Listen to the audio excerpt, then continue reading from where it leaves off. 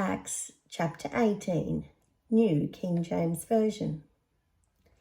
After these things, Paul departed from Athens and went to Corinth, and he found a certain Jew named Aquila, born in Pontus, who had recently come from Italy with his wife Priscilla, because Claudius had commanded all the Jews to depart from Rome. And he came to them. So because he was of the same trade, he stayed with them and worked, for by occupation they were tent makers.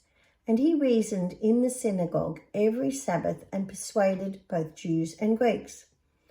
When Silas and Timothy had come from Macedonia, Paul was compelled by the Spirit and testified to the Jews that Jesus is the Christ. But when they opposed him and blasphemed, he shook his garments and said to them, "Your blood be upon your own heads, I am clean. From now on I will go to the Gentiles." And he departed from there and entered the house of a certain man named Justus, one who worshipped God, whose house was next door to the synagogue. Then Crispus, the ruler of the synagogue, believed on the Lord with all his household, and many of the Corinthians, hearing, believed and were baptized. Now the Lord spoke to Paul in the night by a vision. "Do not be afraid, but speak, and do not keep silent, for I am with you, and no one will attack you or hurt you, for I have many people in this city."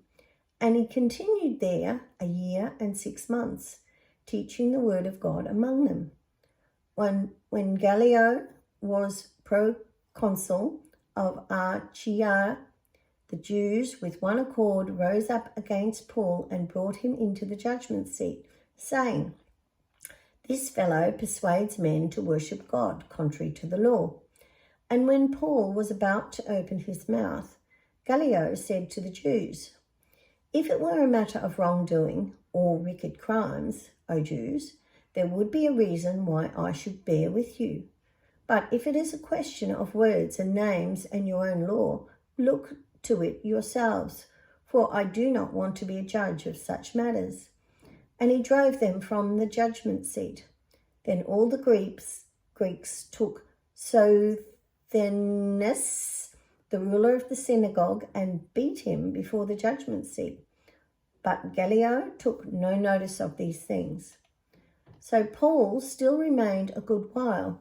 Then he took leave of the brethren and sailed for Syria, and Priscilla and Aquila were with him. He had his hair cut at Cenchrea, for he had taken a vow, and he came to Ephesus and left them there. But he himself entered the synagogue and reasoned with the Jews.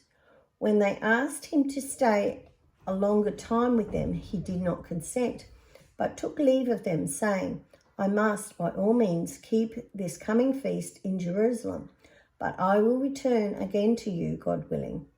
And he sailed from Ephesus. And when he had landed at Caesarea and gone up and greeted the church, he went down to Antioch.